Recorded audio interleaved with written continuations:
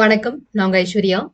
Indian polity chapter wise discussion through Laxmikanth text book 6th edition பார்த்துட்டு இருக்கோம். இன்னைக்கு fundamental rights சம்பந்தமா ஒரு இம்பார்ட்டன்ட் லெசன் டிஸ்கஸ் பண்ண போறோம். வாங்க பார்க்கலாம்.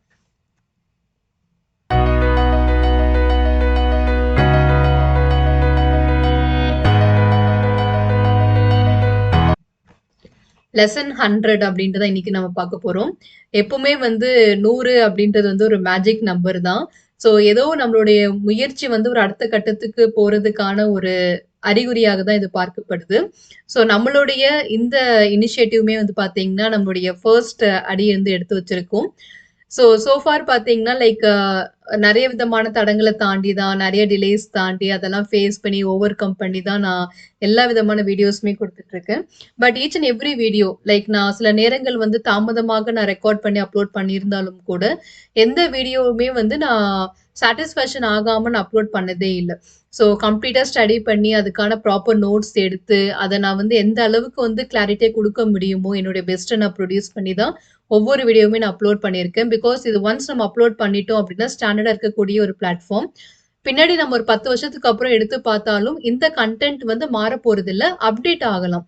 ஸோ மாறுதலுக்கும் அப்டேட்க்கும் என்ன வித்தியாசம் அப்படின்னா, இதுல கூட சில டெர்ம்ஸ் சில நான் நியூமெரிக்கல் டேட்டாஸ் இருக்கு இல்லையா? 10% அப்படின்றது லைக் 12ஆ மாறலாம்.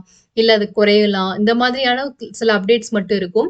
சில ப்ரொவிஷன்ஸ நீக்கியிருக்கலாம். சிலத ஆட் பண்ணியிருக்கலாம். இந்த மாதிரியான ஒரு விஷயம் தான். பட் பேசிக் அப்படின்றது இட் ரிமைன்ஸ் இஸ் சேம். அப்போ இந்த டீட்டெயில்ஸ் எல்லாமே நம்ம எப்பவுமே தெரிஞ்சுக்க வேண்டிய ஒரு விஷயங்கள் தான். ஸோ 1956ல கொண்டு வந்த அரசியலமைப்புல இருந்து இன்னைக்கு வரைக்குமே நம்ம நெறைய விதமான மாற்றங்கள பார்த்து வந்திருக்கோம். ஸோ என்ன மாதிரியான மாற்றங்கள் ஃபியூச்சர்ல வரப்போதோ, அந்த அமெண்ட்மென்ட் மட்டுமே நம்ம அந்தந்த பிளேலிஸ்ட்ல அந்தந்த சாப்டர்ல அப்டேட் பண்ணிக்க போறோம். லேட்டஸ்ட் எடிஷன் வர வர அதுல குடுக்கப்பட்ட அந்த அப்டேஷன் மட்டும் நம்ம ஆட் பண்ணிக்க போறோம். அவ்வளவே தான். பட் இந்த கன்டென்ட் எல்லாமே நமக்கு சேமா தான் இருக்கும்.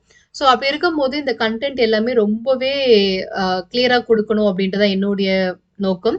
ஸோ அத இன்னைக்கு வரைக்குமே என்னுடைய சைட்ல இருந்து நான் சாட்டிஸ்ஃபேக்ஷனா தான் குடுத்துட்டு இருக்கேன். அண்ட் அதுக்கான ரிக்வயர்டு ஆஸ்பிரன்ட்ஸ் கிட்டயுமே அது நல்ல முறையில தான் போய் சேர்ந்திருக்கு. ஸோ அதுக்காக ரொம்பவே சந்தோஷம் இருக்கு. ஸோ இந்த இனிஷியேட்டிவ் நம்மளுடைய முதல் அடி அப்படின்னு சொல்லக்கூடிய 100வது வீடியோ நம்ம இன்னைக்கு எடுக்க போறோம்.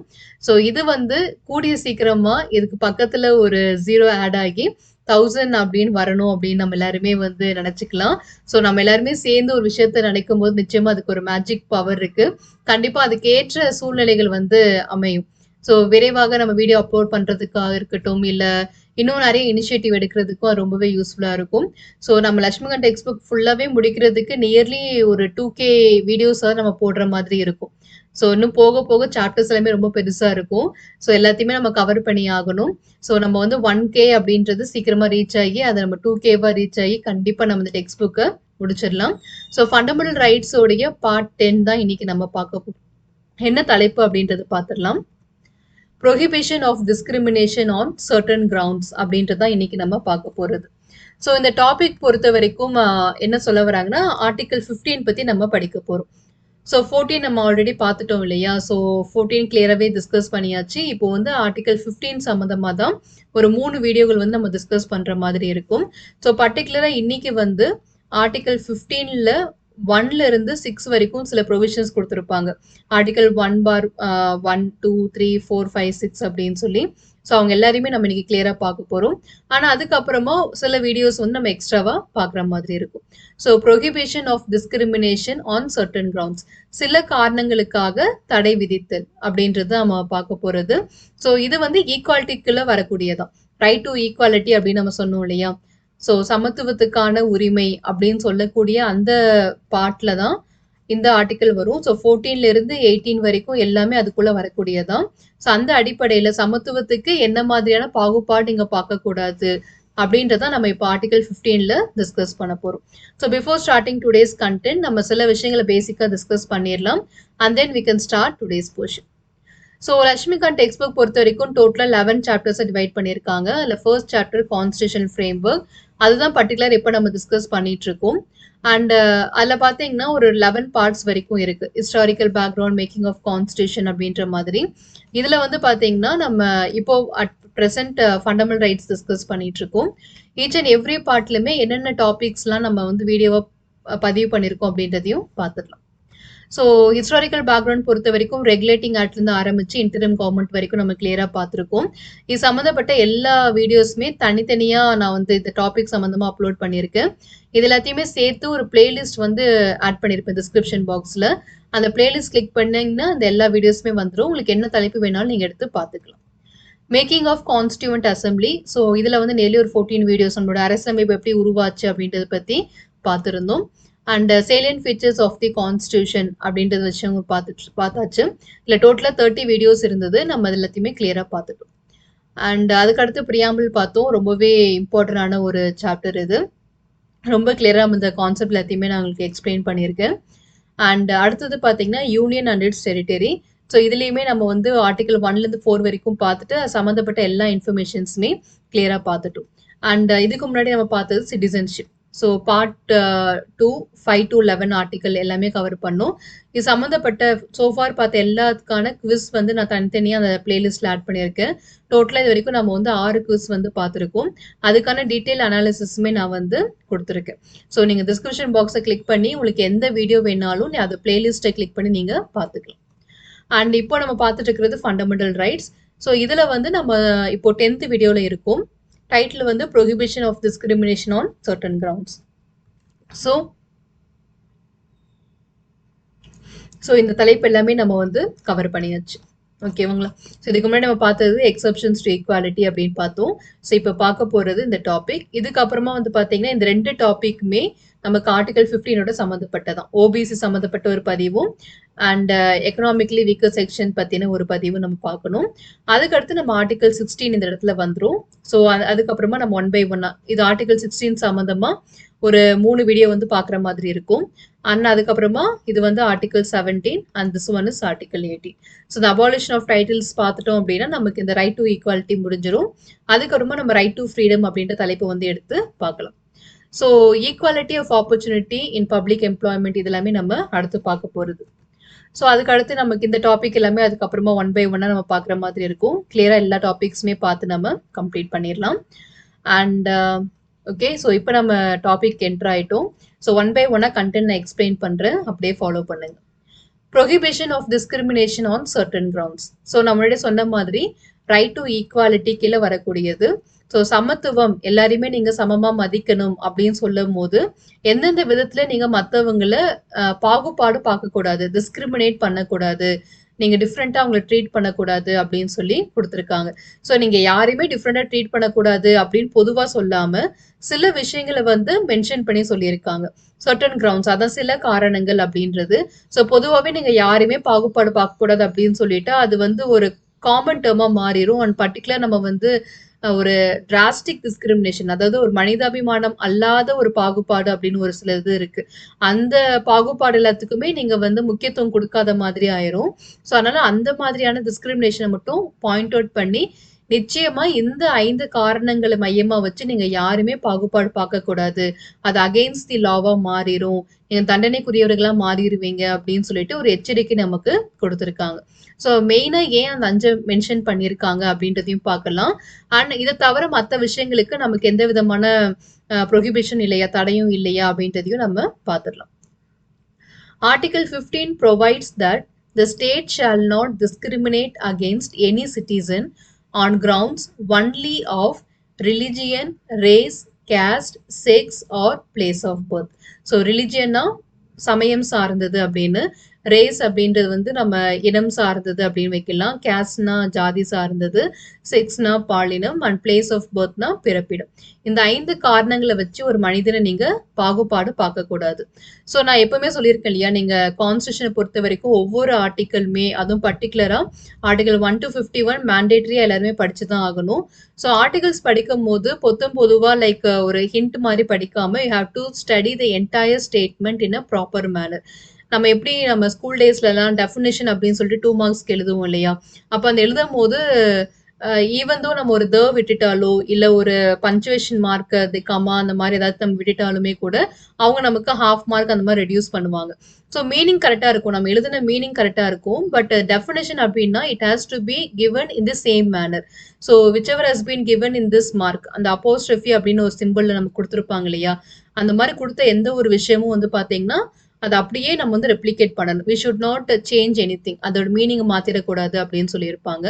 ஸோ அதே மாதிரி தான் ஆர்டிகல்ஸ் அப்படின்றது நம்மளோட அண்டர்ஸ்டாண்டிங்காக நம்ம ஏதாவது ஷார்ட்கட் கிரியேட் பண்ணிக்கலாமே தவிர, அதில் இருக்கக்கூடிய கண்டென்ட்டை நம்ம அப்படியே ஞாபகம் வச்சுக்கிறது தான் நல்ல விஷயம். ஸோ எப்பயாவது நம்ம அதை ரீப்ரொடியூஸ் பண்ணணும் அப்படின்னா, லைக் ஆர்டிகல் 50னா prohibition of discrimination on certain grounds like R R C S P அப்படின்லாம் போடாம, இங்க இருக்கிற அந்த கண்டென்ட் அப்படியே நீங்க ரெப்ளிகேட் பண்ணணும்.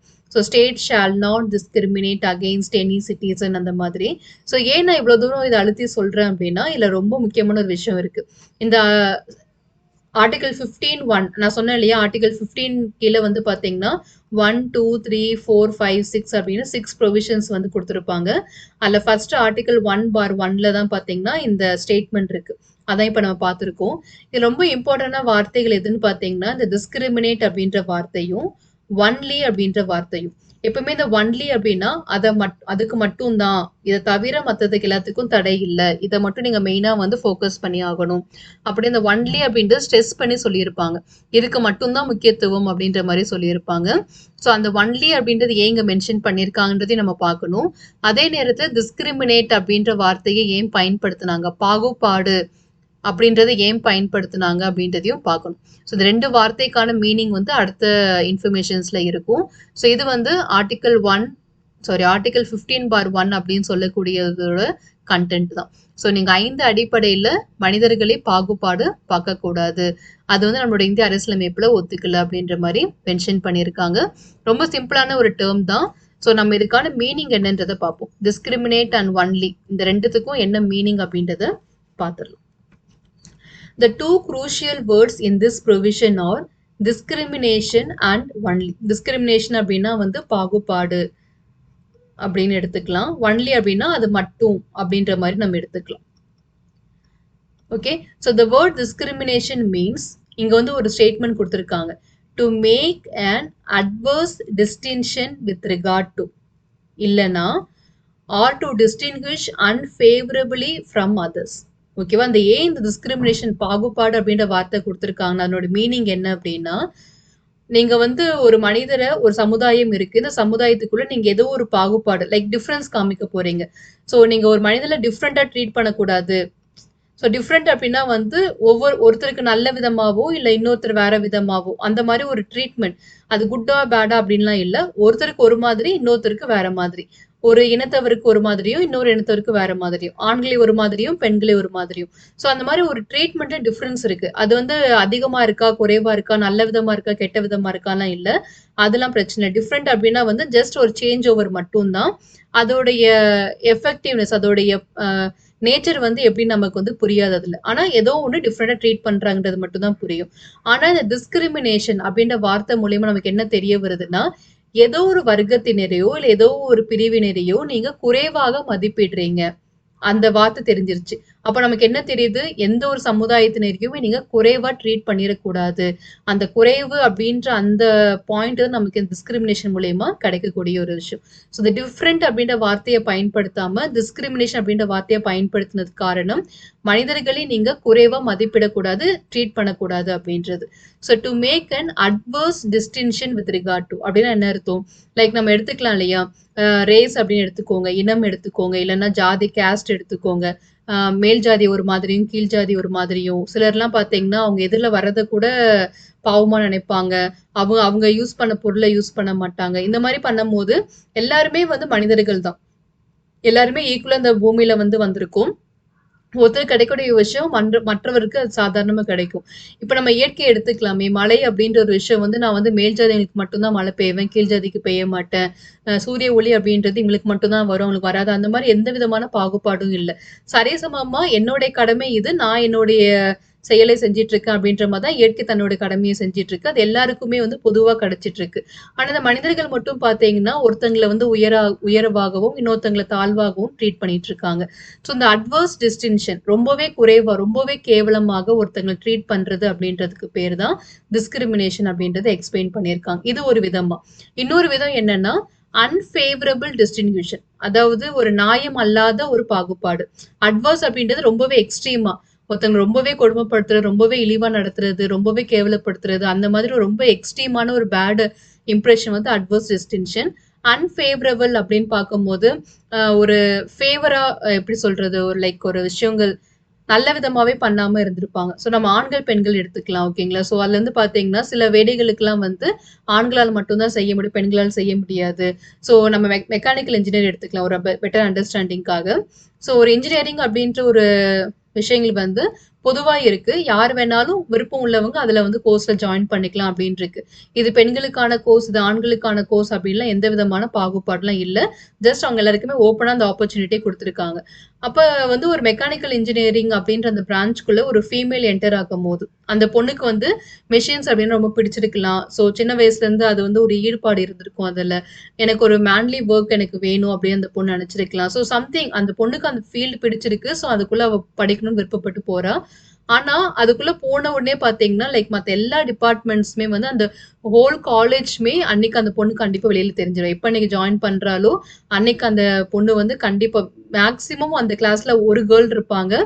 எப்பயாவது 2 கேர்ள் இருப்பாங்க. ஸோ எனக்குமே இந்த எக்ஸ்பீரியன்ஸ் இருக்கு. ஸோ என்னுடைய காலேஜ்ல கூட மெக்கானிக்கல் டிபார்ட்மெண்ட்ல ஒரே ஒரு பொண்ணு மட்டும் தான் ஜாயின் பண்ணியிருந்தா. ஸோ அந்த கிளாஸ்ல வந்து பார்த்தீங்கன்னா, நியர்லி 45 மேல்ஸ் இருந்தாங்க. ஒரே ஒரு ஃபீமேல் கேர்ள் இருந்தா. ஸோ 46 ஸ்ட்ரென்த்ல அவ அந்த இடத்துல வந்து அவ ரொம்பவே யூனிக்கா இருந்தா.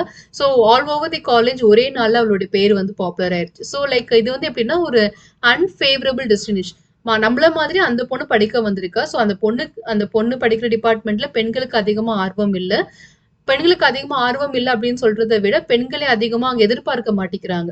என்கரேஜ் பண்ண மாட்டிக்கிறாங்க. பட் இவளுக்கு அந்த விஷயம்லாம் தாண்டி என்னோட இன்ட்ரெஸ்ட் எனக்கு இருக்கு. என்னோட இந்த அன்ஃபேவரபிளான சிச்சுவேஷன் என்னால சமாளிக்க முடியும் அப்படின்னு சொல்லிட்டு, அந்த பொண்ணு உள்ள வந்துர்றா. ஸோ இந்த மாரி அவங்க வந்து பண்ணிட்டு இருக்காங்க. ஸோ அப்போ அந்த இடத்துல நீங்க ஒரு டெஸ்டினேஷன் அன்ஃபேவரபிள். ஒரு ஃபேவர் இல்லாம, அந்த பொண்ண வந்து ரொம்பவே இது பண்றது, ஃப்ரெண்ட்லியா இல்லாம, அவங்க அவங்க அந்த பொண்ண பத்தியே தப்பா பேசுறது, ஒரு விதமான அன்சர்டன் சிச்சுவேஷன்ஸ் ஒரு நல்ல சூழ்நிலையை உருவாக்காம இருக்கிறது. இந்த மாரிலாம் நீங்க பண்ணக்கூடாது. ஸோ இது வந்து டெஸ்டினேஷன் அன்ஃபேவரபிளி அப்படின்னு சொல்லியிருக்காங்க. ஸோ ஏன் இவ்வளோ தூரம் எக்ஸ்பிளைன் பண்றாங்கன்னா, இந்த இடத்துல அவங்க டிஃபரன்ஸ் அப்படின்ற அந்த வார்த்தைய பயன்படுத்தாம, டிஸ்கிரிமினேஷன் அப்படின்ற வார்த்தைய பயன்படுத்தினதுக்கு காரணம், டிஃபரன்ஸ் அப்படின்னா வெவ்வேறான ஒரு ட்ரீட்மெண்ட் அப்படின்னு வரைக்கும் தான் இருக்குமே தவிர, நல்லதா கெட்டதான்லாம் தெரியாது. டிஸ்கிரிமினேஷன் அப்படின்னாலே ஒருத்தர ரொம்பவே இழிவா நடத்துறது, இல்லன்னா மற்றவர்களை இருந்து அவங்கள வேறுபடுத்தி காட்டுறது. நல்ல விதமா இல்லாம ஒரு நெகட்டிவான விதத்துல வேறுபட்டு காட்டுறது. ஸோ இதுக்கு பேர் தான் டிஸ்கிரிமினேஷன் அப்படின்னு சொல்லி நமக்கு எக்ஸ்பிளைன் பண்ணியிருக்காங்க. ஸோ அடுத்த வார்த்தையான ஒன்லி.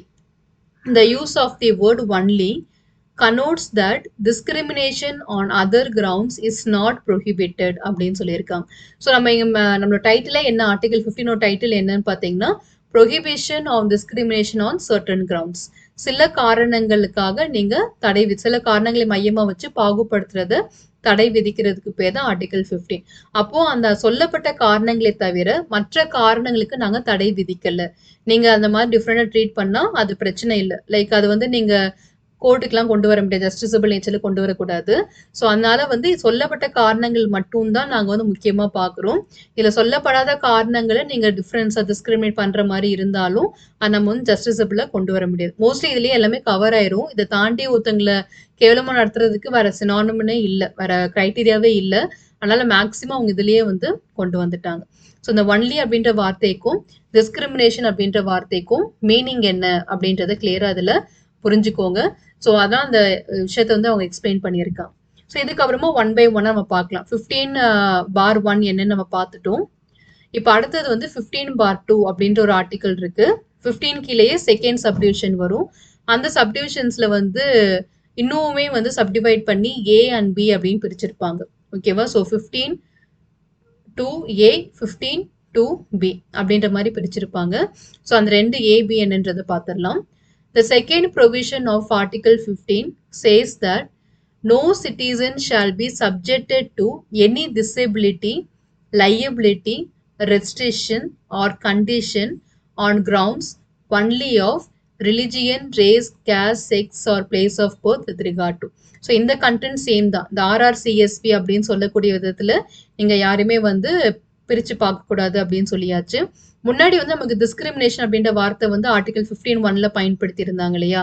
பட் இந்த இடத்துல வந்து அவங்க வந்து டிசேபிலிட்டி அதாவது ஒருத்தங்கள செயலாற்ற விடாம அந்த மாதிரியான விஷயங்கள். லயபிலிட்டி அப்படின்னா பொறுப்பில்லாதது ஒரு விஷயம். ரெஸ்ட்ரிக்ஷன்ஸ்னா தடை விதிக்கிறது, ஒரு ரெஸ்ட்ரிக்ட் பண்றது, இல்ல கண்டிஷன் போடுறது. அந்த டிஸ்கிரிமினேஷன் அப்படின்ற வார்த்தையே அவங்க வெவ்வேறு விதமா நமக்கு காமிச்சிருக்காங்க. இந்த விதத்துல கூட நீங்க அவங்கள பாகுபாடு காட்டக்கூடாது.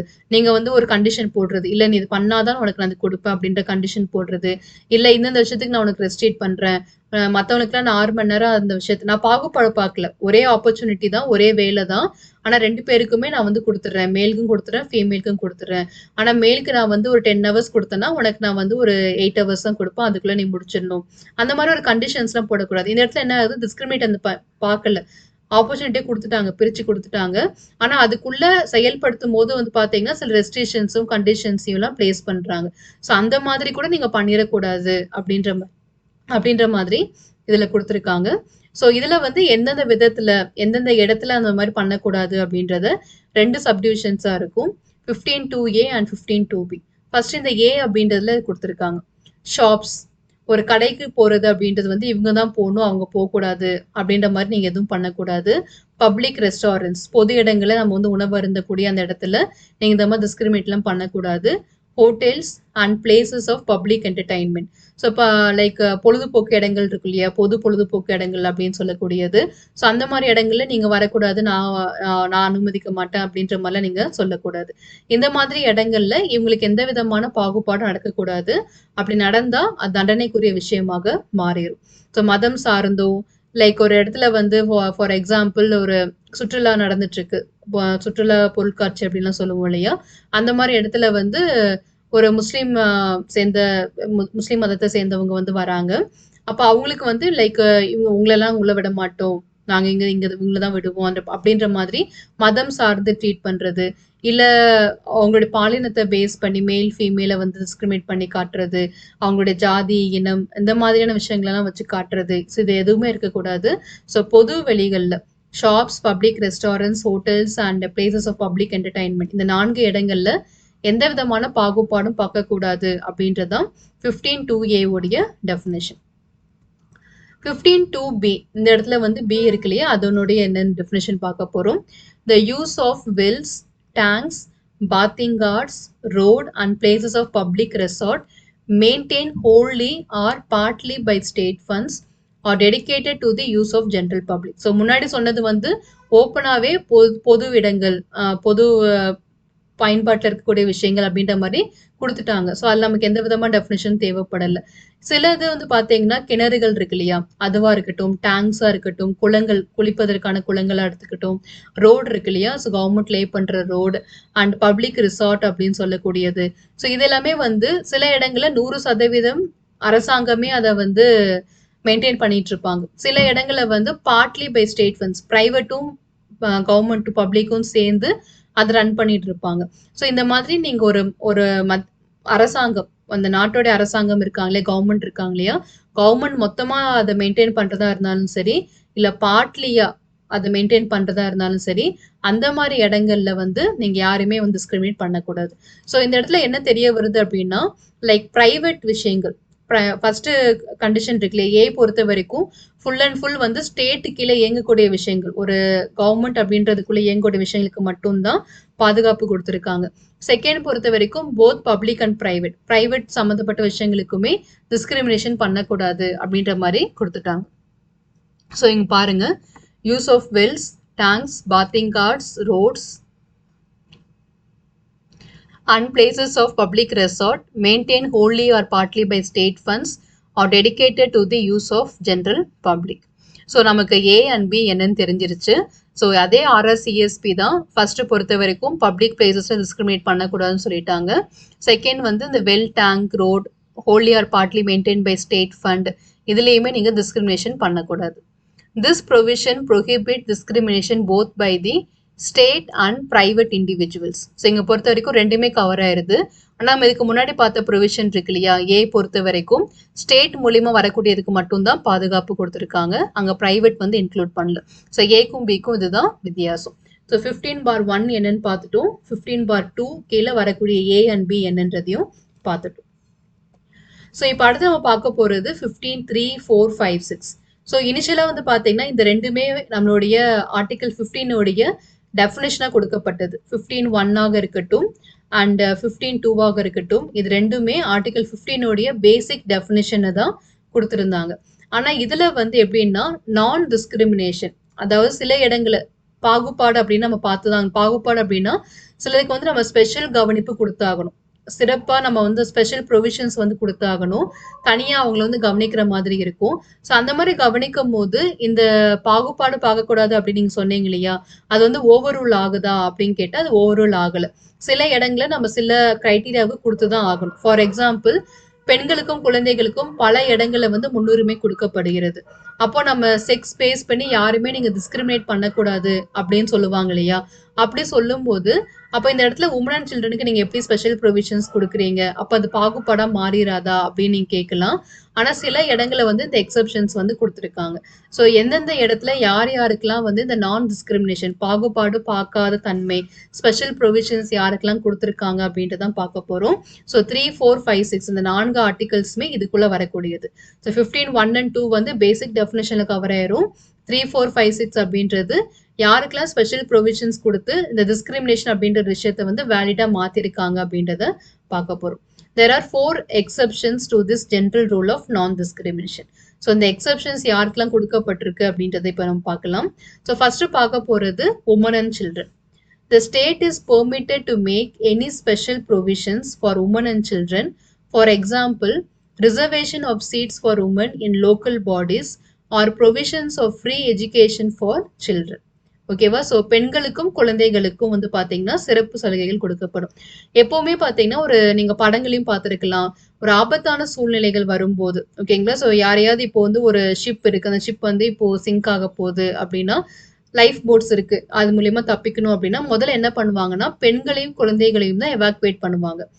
அவங்கள வந்து ஏன்னா அவங்களால வந்து தனிப்பட்ட முறையில அவங்களால தப்பிச்சு போகுறதுக்கு வாய்ப்புகள் மிக குறைவு. அண்ட் அது மட்டும் இல்லாம, இவங்கள பாதுகாக்கிறது தான் வந்து நம்மளுடைய முதல் கடமை. ஸோ இவங்க தான் அடுத்த தலைமுறைக்கா இருக்கட்டும், குழந்தைகள் அப்படின்றது இந்த நெக்ஸ்ட் ஜெனரேஷன். ஸோ அவங்க இருந்தா மட்டும் தான் அந்த ஃப்ளோ வந்து நமக்கு போயிட்டு இருக்கும். அந்த செயின் வந்து கன்டின்யூ ஆயிட்டு இருக்கும். ஸோ அந்த குழந்தைகளை ப்ரொடியூஸ் பண்ணக்கூடிய தாய்மார்களும் அந்த இடத்துல இருந்தாகணும். ஸோ இவங்க 2 பேரையும் முதல்ல நம்ம காப்பாத்தி ஆகணும் அப்படின்னு சொல்லி டிசைட் பண்ணுவாங்க. ஸோ அது மேல அது மட்டும் அது வந்து ஒன் சைட் வியூ. இன்னொரு சைட் வியூ வந்து தனிப்பட்ட முறையில அவங்களால வந்து காப்பாத்திக்க முடியாது. இதுவே வந்து ஒரு கப்பல் சிங்க் ஆயிடுச்சு அப்படின்னா கூட, மேலுக்கு வந்து கொஞ்சம் ஸ்டாமினா இருக்கும். கொஞ்சம் தாங்கி நிக்கிறதுக்கு. ஸோ அதுக்குள்ள நமக்கு ஏதாச்சும் ஒரு ஹெல்ப் வந்து கிடைக்கிறதுக்கு சான்ஸ் இருக்கு. பட் அந்த கேப்க்குள்ள இவங்க 2 பேரால சர்வைவ் ஆகாம போயிருவாங்க. ஸோ அதனால இந்த ஸ்பெஷல் ப்ரொவிஷன்ஸ் அப்படின்றது வுமன் அண்ட் சில்ட்ரனுக்கு குடுக்கப்படும். ஸோ இது வந்து ஒரு எக்ஸாம்பிள் தான். ஸோ இது சமுதாயத்துல அப்படின்னு பார்க்கும்போது, சில இடங்கள்ல சீட் ரிசர்வேஷன்ஸ் வந்து பெண்களுக்கு கொடுக்கப்படும். இப்போ நம்ம ஒரு எக்ஸாமினேஷன்ஸ் நம்ம இப்போ டிஎன்பிஎஸ்சி எக்ஸாமினேஷன்ஸ் எடுத்துக்கோங்களேன். இப்போ ஒரு கால்ஃபர் வருது. அதுல வந்து நமக்கு ஒரு 2000 வேகன்சிஸ்க்கான ஒரு கால்ஃபர் வருது. போஸ்ட்டுக்காக வருது அப்படின்னு வச்சுப்போம். ஸோ அப்ப என்ன பண்ணுவாங்கன்னா, ஃபர்ஸ்ட் வந்து லைக் ஜெண்டர் கோட்டா அப்படின்னு சொல்லி ஒண்ணு இருக்கும். அண்ட் தென் ஓபிசிக்கு தனியா, எஸ்சிக்கு தனியா, எஸ்டிக்கு தனியாலாம் குடுப்பாங்க. அப்போ இந்த இடத்துல ஈக்குவாலிட்டி இல்லாம போகுதா? இந்த மாதிரி நீங்க கேஸ்ட் பேஸ் பண்ணி ஜாதி இல்ல லைக் இந்த கிளாஸ் பேஸ் பண்ணி எப்படி நீங்க ரிசர்வேஷன்ஸ் குடுக்கலாம் அப்படின்னு கேட்டா, நம்ம இது வந்து நம்மளுடைய எக்ஸெப்ஷன்ஸ்ல வரக்கூடிய விஷயங்கள். எல்லாருக்கும் நம்ம ஓப்பன் 2000 சீட்ஸ் குடுத்துட்டோம் அப்படின்னா, இந்த ஜெனரல் கேட்டகரி இருப்பாங்களே, ஓசி கேட்டகரி அவங்களுக்கு வந்து ஆரம்ப காலகட்டத்துல இருந்து எல்லா விதமான வசதிகளுமே அவங்களோட பெற்றோர்கள் குடுத்திருப்பாங்க. ஏன்னா அவங்களோட சமுதாயம் முன்னாடில இருந்தே வந்து வளர்ச்சி பாதையில இருக்கக்கூடியதுனால, அவங்களுக்கு எல்லா விதமான சூழ்நிலையும் அமைஞ்சிருக்கும். ஸோ இவங்க மிக எளிமையாக இந்த 2000 வேகன்சில 1500க்கு மேலேயே ஃபில் பண்ணிருவாங்க. அப்ப என்ன நடக்குது இந்த இடத்துல, அந்த வர்க்கத்தை சேர்ந்தவங்க மட்டுமே வாழ்க்கையில முன்னேறி போயிட்டே இருப்பாங்க. அதுக்கு கீழ இருக்கிறவங்க அதே விஷயத்துல தான் இருந்துட்டு இருப்பாங்க. ஏன்னா அவங்களுக்கான ஆப்பர்ச்சுனிட்டி அந்த இடத்துல கிடைக்கவே கிடைக்காது.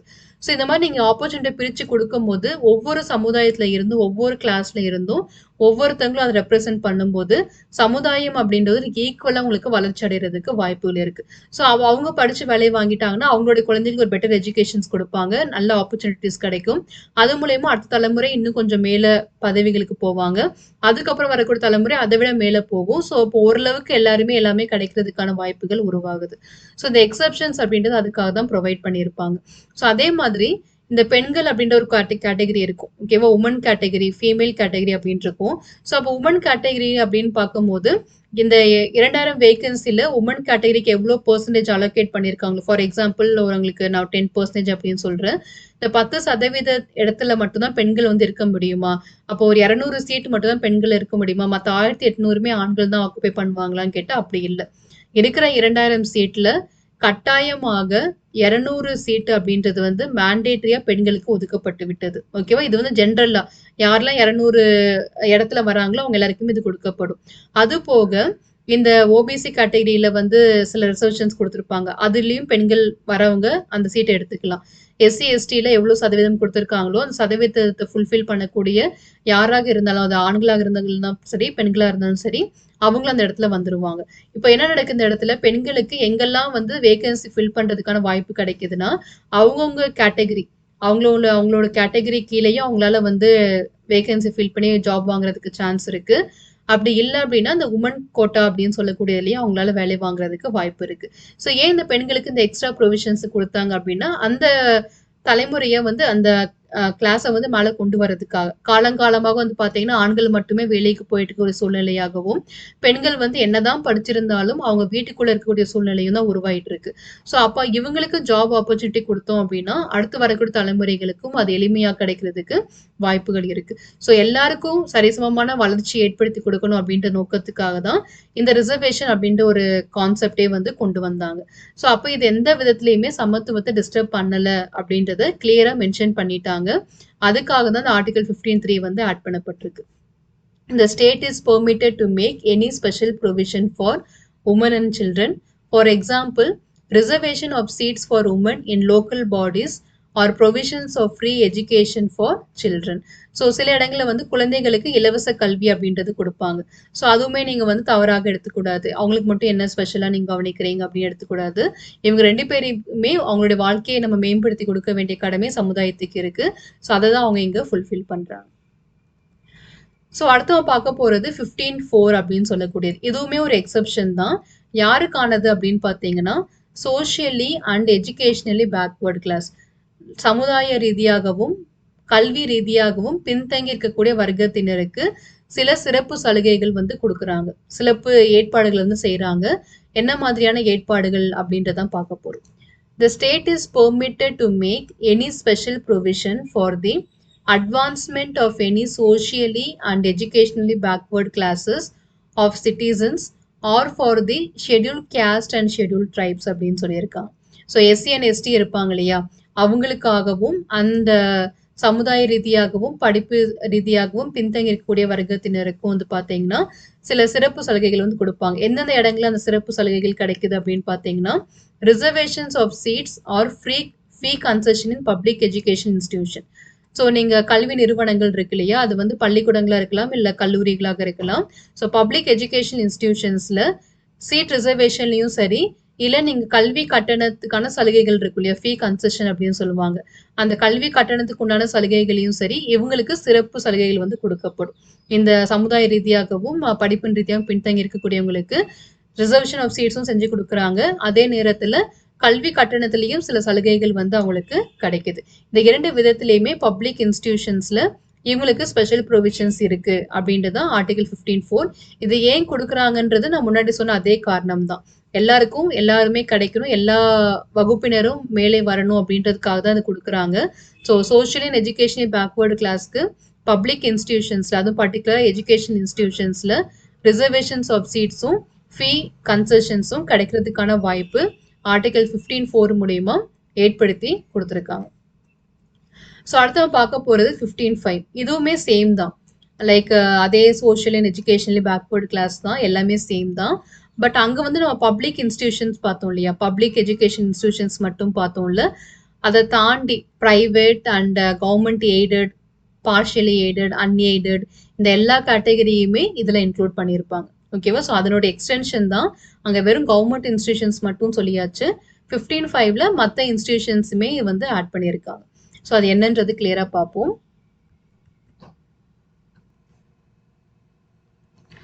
The state is empowered to make any special provision for the advancement of any socially and educationally backward classes of citizens or for the scheduled caste or scheduled tribes SC and ST regarding their admission to educational institutions. ஓகேவா, இதே தான் முன்னாடியும் பார்த்தோம்.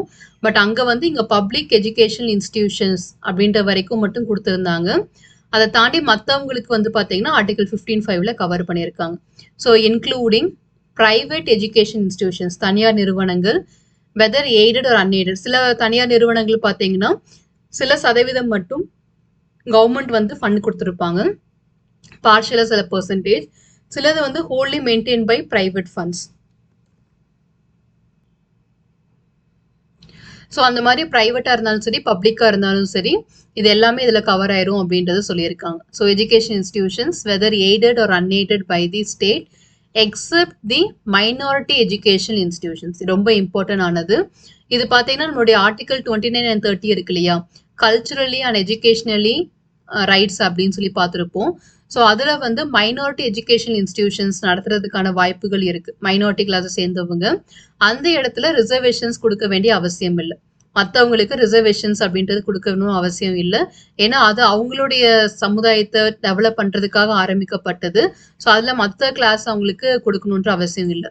ஆனால் அரசாங்கம் நடத்தக்கூடியதோ இல்லை தனியார் நிறுவனங்கள் நடத்தக்கூடியதோ, பார்ஷியலி எய்டடோ இல்லை அன்எய்டடோ, இவங்க இந்த இன்ஸ்டிடியூஷன்ஸ் எல்லாத்திலுமே இந்த சமுதாய ரீதியாகவும் படிப்பின் ரீதியாகவும் பின்தங்கி இருக்கக்கூடியவங்களுக்கும் எஸ்சி அண்ட் எஸ்டி கிளாஸை சேர்ந்தவங்களுக்கும் ரிசர்வேஷன்ஸ் அப்படின்றது கட்டாயம் கொடுத்தே ஆகணும். தனியார் நிறுவனங்களையும் பார்த்தீங்கன்னா கவர்மெண்ட் வந்து அவங்களுக்கான ஒரு சர்டிஃபிகேஷன்ஸ் கொடுக்கும் போது இந்தந்த கிளாஸ்க்கு இத்தனை பெர்சன்டேஜ் நீங்கள் சீட் ரிசர்வேஷன்ஸ் கொடுக்கணும், கவர்மெண்ட்க்கு இத்தனை சீட்ஸ் நீங்கள் அலோகேட் பண்ணணும் அப்படின்னு சொல்லிட்டு தான் அவங்க ஆரம்பிப்பாங்க. ஸோ அதுக்கப்புறம் மற்ற சீட்ஸ் மட்டும்தான். இப்போ பார்த்துருந்தீங்கன்னா இன்ஜினியரிங் காலேஜஸ்லாம் நீங்கள் போய் சேர்றீங்க அப்படின்னு பார்த்தீங்கன்னா உங்களுக்கு 2 விதமான இது இருக்கும், டிஃப்ரெண்ட் டிவிஷன்ஸ் இருக்கும். ஒன்று கவுன்சிலிங் மூலியமா போகிறது. ஸோ இதுக்கு வந்து நம்ம ஃபீஸ் லைக் பார்த்தீங்கன்னா 35,000 அரௌண்ட் பர் இயருக்கு நம்ம பே பண்ணுற மாதிரி இருக்கும். இன்னொன்று வந்து பார்த்தீங்கன்னா மேனேஜ்மெண்ட் அப்படின்னு சொல்லியிருப்பாங்க, மேனேஜ்மெண்ட்ல போய் சேர்றது. ஸோ அந்த ரிக்வயர்ட் மார்க் அந்த எடுத்திருக்க மாட்டாங்க. ஸோ அப்போ எனக்கு இந்த சீட் வேணும் அப்படின்றதுக்காக அவங்களே ப்ரைவேட்லேயே போய் ஜாயின் பண்ணியிருப்பாங்க. நேரடியாகவே இந்த காலேஜ்குள்ளே போயிட்டு காலேஜ் சீட்ஸ்க்கு போய் ஜாயின் பண்ணியிருப்பாங்க. ஃபார் எக்ஸாம்பிள் இப்போ நீங்கள் ஒரு கிளாஸ் இருக்குது, ஒரு ஏதோ ஒரு இன்ஜினியரிங் கோர்ஸ் இருக்குது, அந்த ஒரு கோர்ஸ்க்கு வந்து பார்த்தீங்கன்னா 50 சீட்ஸ் வந்து அவங்க மேனேஜ் பண்ணுறாங்கன்னு வச்சுக்கோங்களேன். அதில் என்ன பண்ணுவாங்கன்னா சில பெர்சன்டேஜ் வந்து it will goes for counselling and மேனேஜ்மெண்ட்க்கு கொஞ்சம் போயிடும். ஸோ மேனேஜ்மெண்ட்க்கு வந்து ஒரு 20 சீட் அவங்க வந்து தனியாக அவங்க ஃபில் பண்ணிக்கலாம். அண்ட் கவுன்சிலிங் மூலிமா போகிறவங்களுக்கு ஒரு 30 சீட் வந்து அந்த இடத்துல கிடைச்சிரும். ஸோ இந்த மாதிரி ஒரு அலோகேஷன்ஸ் இருக்கும். ஸோ அப்போ 30 சீட் கவர்மெண்ட் கிடைக்கிது அப்படின்னா கவர்மெண்ட் வந்து அவங்களுடைய க்ரைட்டீரியா இருக்கு இல்லையா, ஸோ ஜென்ரல் கோட்டாக்கு இத்தனை பெர்சன்டேஜ், அண்ட் ஓபிசி அப்படின்றவங்களுக்கு இத்தனை பெர்சன்டேஜ், எஸ்சிக்கு எவ்வளோ, எஸ்டிக்கு எவ்வளோ அப்படின்ற மாதிரி, உமன் கேட்டகரிக்கு எவ்வளோ அப்படின்ற மாதிரி ஒரு பெர்சன்டேஜ் போட்டு வச்சிருப்பாங்க. இந்த 30 சீட்டையும் அந்த பெர்சன்டேஜ்குள்ளே டிவைட் பண்ணி ஒவ்வொரு கோட்டாலையும் ஒவ்வொரு கேட்டகரியிலும் அந்த காலேஜில் அந்த கோர்ஸ்க்கு எவ்வளோ வேகன்சி இருக்குன்றதை டினோட் பண்ணிடுவாங்க. ஸோ அவ்வளோ மார்க்ஸ் யார் எடுத்திருக்காங்களோ அவங்களுக்கு ஒன்றா வந்து அந்த இடத்துல சீட் கிடைக்கும். இது வந்து கவுன்சிலிங் மூலிமா போகக்கூடியது. மேனேஜ்மெண்ட் அப்படின்னா லைக் நீங்கள் எவ்வளோ மார்க் குறைவாக எடுத்திருந்தாலும் பரவாயில்ல, மேனேஜ்மெண்ட்டுக்கு ஒரு சீட்டுக்கு இவ்வளோ அமௌண்ட் ஃபிக்ஸ் பண்ணி வச்சுருப்பாங்க. நீங்கள் அதுக்கு முன்னாடி டொனேஷன்ஸ் மாதிரி ஒரு அட்வான்ஸ் பேமெண்ட்லாம் பண்ணிவிட்டு அண்ட் இயர் ஃபீஸ் நீங்கள் பே பண்ணுற மாதிரி இருக்கும். வரஸ் கவுன்சிலிங் அது எதுவுமே தேவையில்லை. நீங்கள் ஒரு வருஷத்துக்கு 35,000 அப்படின்னா லைக் எல்லா வருஷமும் 35,000 தான். 4 இயர்ஸ்க்கு நீங்கள் 35,000 நீங்கள் பே பண்ணிவிட்டு 1,40,000 நீங்கள் படிச்சுட்டு வந்துடலாம். ஆனால் மேனேஜ்மெண்ட்க்கு போனீங்கன்னா ஒரு வருஷத்துக்கே நீங்கள் 1 lakh பே பண்ணுற மாதிரி இருக்கும். ஸோ ஒரு இயர்லி ஃபீஸே உங்களுக்கு 4 lakhs வந்துடுது. அது போக முன்னாடி நீங்கள் பே பண்ண அந்த அமௌண்ட் லைக் 3 lakhs இருக்கலாம், depends on the college and course. So அதில் நீங்கள் பே பண்ணுற மாதிரி இருக்கும். ஸோ இந்த மாதிரியான டிவிஷன்ஸ் எல்லாமே நடக்கும் இல்லையா. ஸோ இதுதான் வந்து நமக்கு அந்த ப்ரைவேட் இன்ஸ்டிடியூஷன்ஸில் கொடுக்கக்கூடிய reservations. So whether aided or unaided. சிலதெல்லாம் பார்த்தீங்கன்னா நம்ம அண்ணா யூனிவர்சிட்டி கீழே வந்து அஃபிலியேட்டட் காலேஜஸாக வந்திருக்கும், சிலது வந்து டீம்டு காலேஜஸாக இருக்கும்.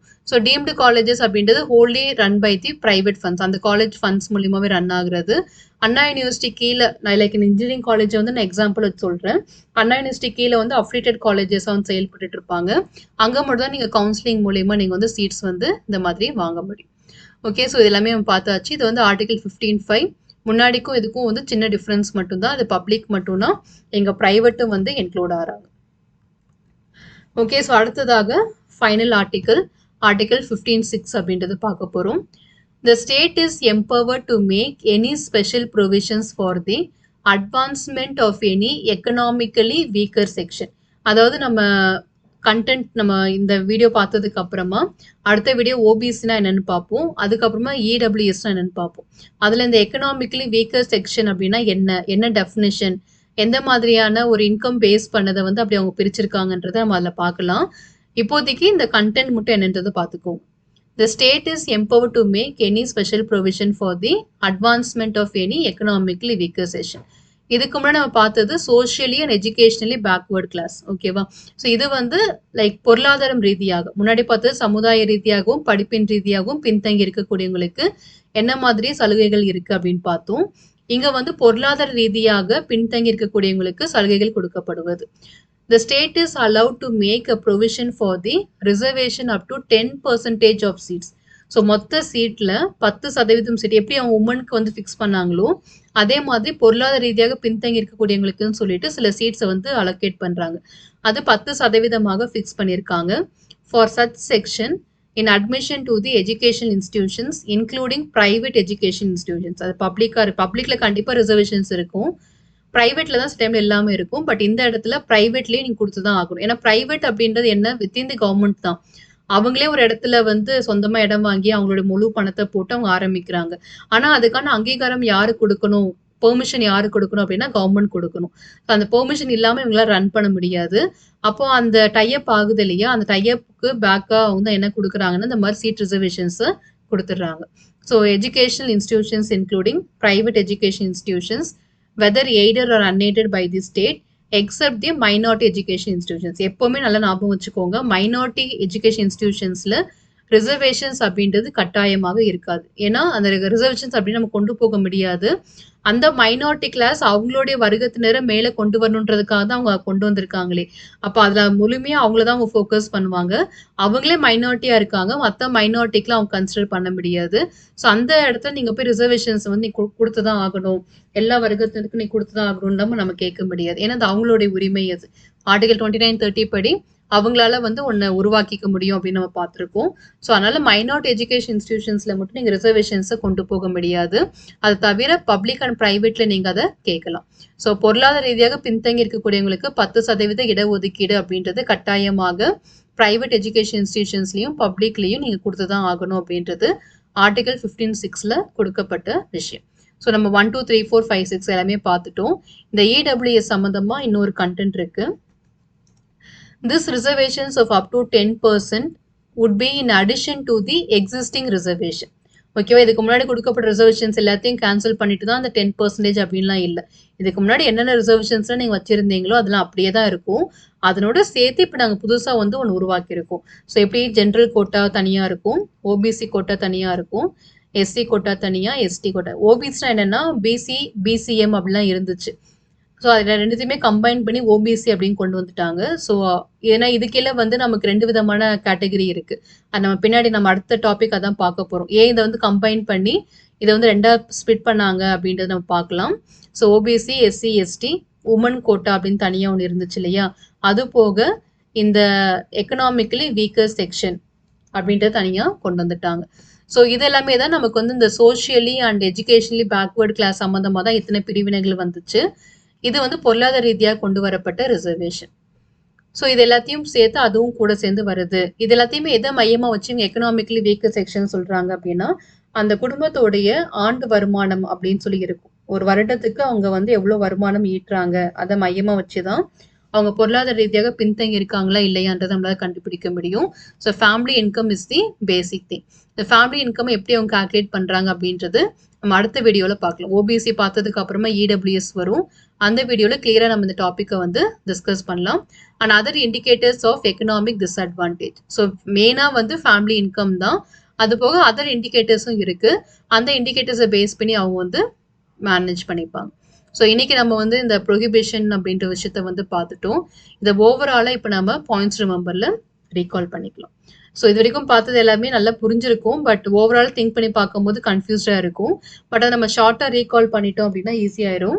பாயிண்ட்ஸ் ரிமெம்பரில் இந்த பாயிண்ட் சம்மந்தமாக நம்ம எல்லாம் தெரிஞ்சு வச்சிருக்கணுமோ அதை மட்டும் நம்ம ரீகால் பண்ணிப்போம்.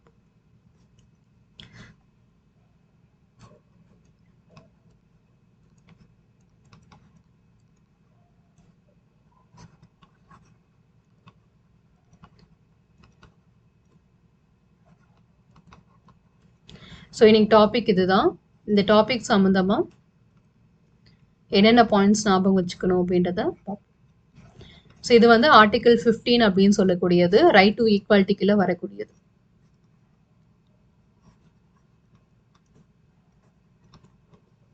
ஸோ ரைட் டு ஈக்வாலிட்டிக்குள்ள ஆர்டிகல் 14 to 18. இது வந்து ஆர்டிகல் 15.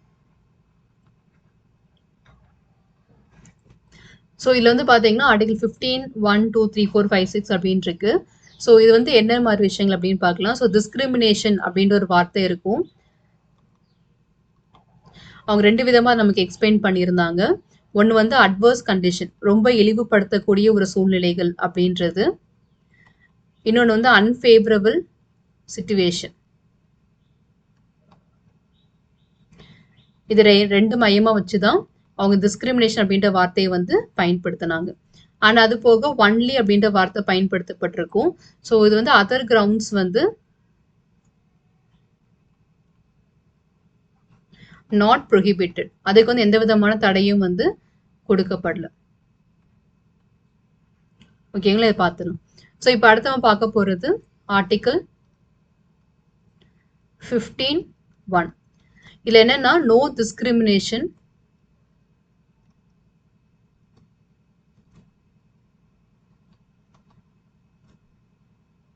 ஆன் RRCSP, அதாவது religion, race, caste, sex, place of birth. இதான் RRCSP அப்படின்னு சொல்லுவோம். இந்த 5 விதத்தை நீங்க யாருமே வந்து பாகுபாடு பார்க்கக்கூடாது அப்படின்றத ஆர்டிகல் 15(1)ல வந்து மென்ஷன் பண்ணிட்டாங்க. ஸோ அடுத்து வந்து பார்த்தீங்கன்னா ஆர்டிகல் 15ல 2A அண்ட் 2B அப்படின்னு 2 இருந்துச்சு. இதுவும் அதே தான், RRCSP அப்படின்ற ஒரு விஷயம் தான். பட் அதில் வந்து ரெஸ்ட்ரிக்ஷன்ஸ், கண்டிஷன்ஸ் அந்த மாதிரியான வார்த்தையெல்லாம் பயன்படுத்தி இருந்தாங்க. ஸோ ஃபர்ஸ்ட் சொன்ன விஷயங்கள் வந்து எந்தெந்த இடத்துல பார்க்கக்கூடாதுன்னா, ஷாப்ஸில், public restaurants and hotels and places, இந்த மாதிரி பப்ளிக், அதாவது ஸ்டேட் கீழே இருக்கக்கூடிய கண்ட்ரோல் இருக்கக்கூடிய விஷயங்கள், பப்ளிக் பிளேசஸ், இது எல்லாமே வந்து நமக்கு 15A கவர் ஆயிரும். ஸோ அடுத்தது வந்து 15(2B). இது வந்து both public and private. So இது வந்து ஒன்லி பப்ளிக் பிளேசஸ்.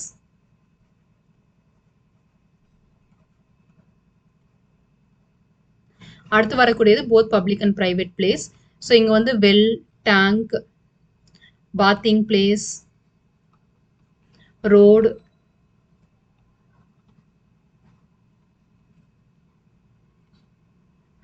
ஸோ இதெல்லாமே வந்து பார்த்தீங்கன்னா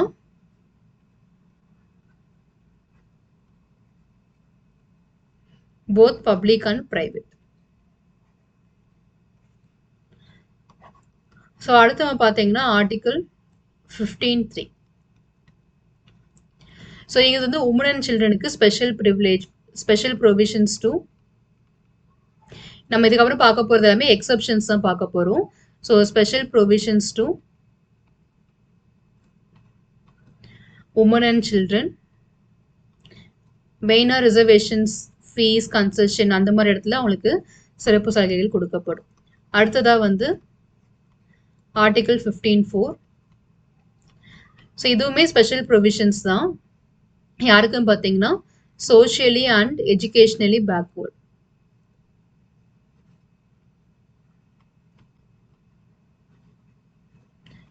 சோஷியலி அண்ட் எஜுகேஷ்னலி பேக்வர்ட் கிளாஸ்க்கு கொடுக்கப்பட்டிருக்கும்.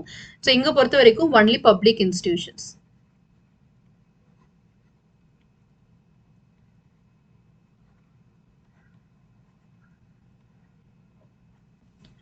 ஸோ அடுத்ததாக ஆர்டிகல் 15(5). சேம் திங் தான். So same social educational backward தான், அதுக்கான ரிசர்வேஷன்ஸ் தான். But includes both public and private institutions.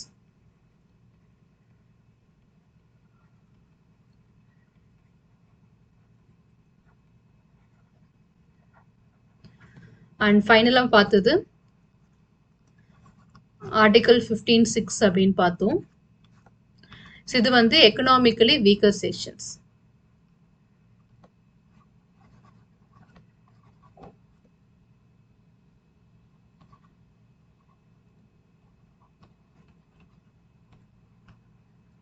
So based on family income,